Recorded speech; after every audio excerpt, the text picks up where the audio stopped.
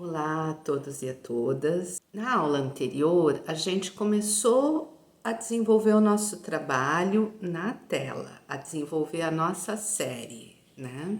E na aula de hoje, eu quero trazer para vocês a importância de que a pintura não é meramente preencher o espaço vazio, porque a cor ela tem um processo de amadurecimento, as formas têm um processo de amadurecimento, a tinta tem um tempo de secagem, quando ela seca, a cor também muda.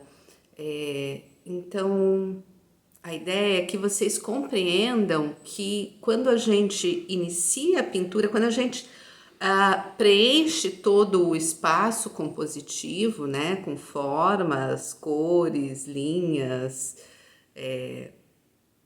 enfim, com os elementos visuais que a gente está utilizando, na verdade começa a nossa diversão na pintura, né?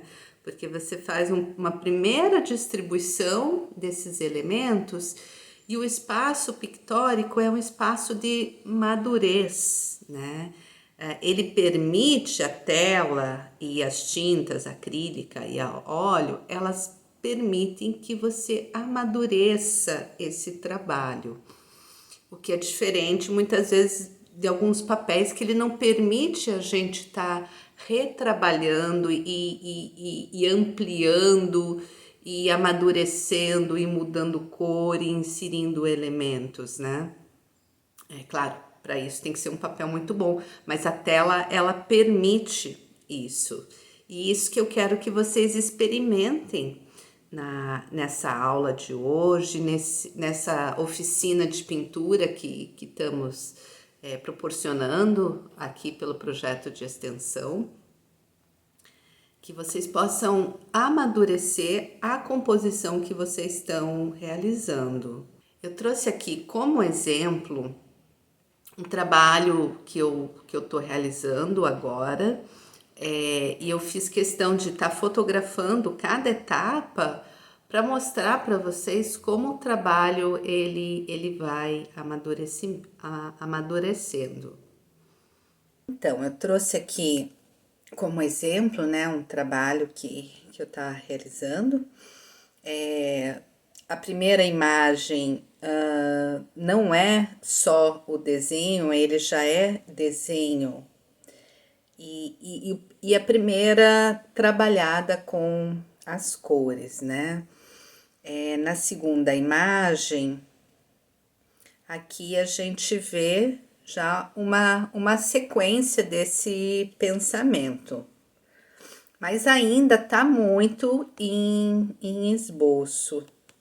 Na terceira imagem, a gente continua, e quarta imagem, né? A gente continua a ver esse desenvolvimento.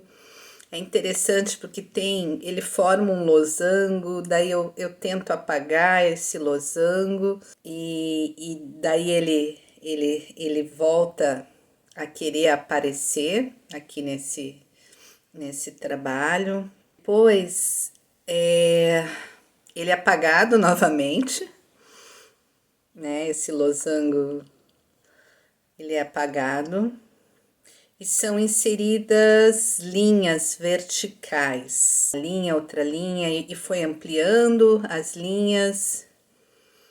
Depois eu sinto a necessidade da volta do losango e ele acaba voltando porque ele já estava meio marcado. Eu tentei tirar ele, mas as formas têm algo curioso, elas têm um peso e parece que elas têm vida própria. Então esse losango, pela própria configuração da composição, ele me pediu para voltar. Primeiro foram com umas linhas mais suaves, depois a inserção de uma linha mais cor-de-rosa e ao mesmo tempo também a necessidade de diferenciar e não deixar o trabalho tão simétrico. Ele é simétrico enquanto a estrutura, mas não é simétrico enquanto ao uso das cores. Tem essa diferenciação, né, desse rosa, salmão, desse verde, claro. A parte mais centralizada, esses 4 vértices, né, eles estavam sendo construídos no azul, e depois eu sinto a necessidade também de diferenciar eles, né, que tem a ver também com o conceito, né, isso está tudo amarrado com o conceito também que eu desenvolvo nesse trabalho, que são 2 unidades, 2 semicírculos que se encontram, né? E as relações que se estabelece a partir desse encontro. Então, o conceito também é algo que a gente vai ver nas aulas próximas, né? O quanto isso também influencia nas decisões estéticas que a gente tem que ir tomando. Então, daí foi inserida essa linha cor-de-rosa, ela teve que ser ampliada na sua espessura. Algo também muito importante é quando existe formas muito pequenas ou espaços muito pequenos, diferenciação, ele gera um grande peso visual também ali, uma tensão, meio que um incômodo. E foi o que eu tentei resolver ampliando essa linha cor-de-rosa num dos lados da composição, né? Na ponta da forma navete, ela se torna mais grossa justo por causa disso, porque aí estava gerando um espaço de tensão e gerando um certo incômodo aí com a forma que se estabelecia muito próxima ali junto desse navete, que é essa junção desses 2 semicírculos, né? E por último foi a opção de preencher de branco essa linha cor-de-rosa, deixando as laterais com a memória da cor anterior, no caso esse rosa pink, né? Outra questão também que surgiu aí em vários momentos nesse trabalho é qual a orientação, direita, esquerda, direita, né? Rotacionar ele na horizontal não foi uma solução desejada, mas sim decidir em como poderia ficar mais atrativo, né? Nessa composição, se as formas em azuis e verdes ficariam do lado esquerdo ou ficaria do lado direito. E elas dão leituras diferentes quando tem essa alteração. O lado direito, por natureza, ele tem um maior peso visual. Então, o olho se detém mais aí. A opção de colocar as formas que estão em verde e azul do lado direito é para gerar uma maior tensão ao mudar o posicionamento, colocando as cores claras, né, com maior peso visual, como o amarelo e esse salmão, né, esse rosa salmão, do lado esquerdo, com a ideia de contrastar e fazer que tenha um movimento, que o olho não repose mais de um lado perante ao outro. Acho que nessa posição se consegue um maior movimento e que fica mais interessante do que na posição ao contrária. Mas isso, das posições, a gente consegue trabalhar essa mudança numa composição mais abstrata. Então, esse estudo dos pesos visuais também é muito importante nas tomas de decisões.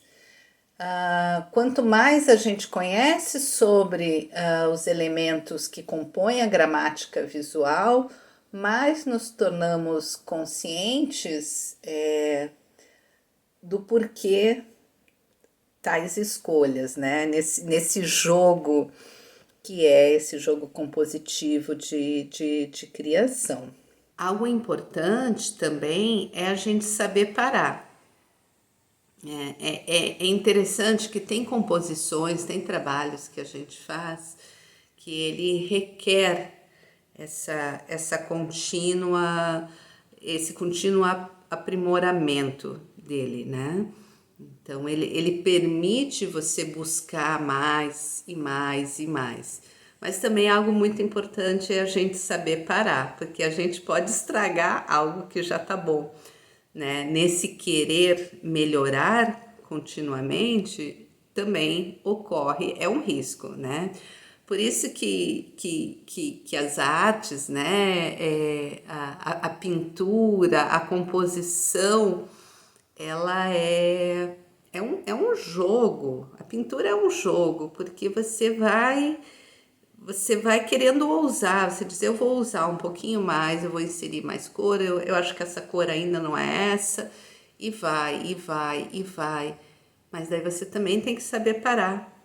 E tem trabalhos, é muito interessante, que parece que eles não finalizam nunca, que você não fica satisfeito com ele. E fazer o quê, né? Tem trabalhos que a gente acaba não ficando satisfeito mesmo e acaba parando por aí e diz, bom, ficou aí com uma prática, um exercício, enfim. Tem outros trabalhos que eles nascem com uma fluidez e se resolvem com uma fluidez que não tem também muito o que mexer, né? Ele sai assim, ele é criado com uma fluidez e já está resolvido, né? E outros não, a gente vai nessa constância, né? De amadurecer esse trabalho, ao menos é a maneira como eu trabalho, com certeza outros artistas trabalham de maneiras diferentes ou não, né? Mas a pintura tem isso, ela permite a gente estar melhorando o que foi feito. Então, o primeiro preencher desse espaço, ele é um primeiro esboço praticamente, né? Tanto que é interessante quando a gente está iniciando, é fazer com uma tinta talvez um pouquinho mais diluída, né? Você meio que manchar, você meio que marcar as áreas da tua composição, e daí você vai construindo ele sempre no coletivo. Eu falei na aula passada, né? Quando a gente resolve só o fundo da pintura e depois vai para a figura, se tem essa relação figura e fundo, né? Quando a gente insere a figura, a nossa percepção já é diferente com o fundo, né? Eu acho que a gente pode trabalhar num fundo, mas não pensar como algo já definitivo, está pronto. Porque ele vai alterar quando a gente inserir a figura ou as figuras, né?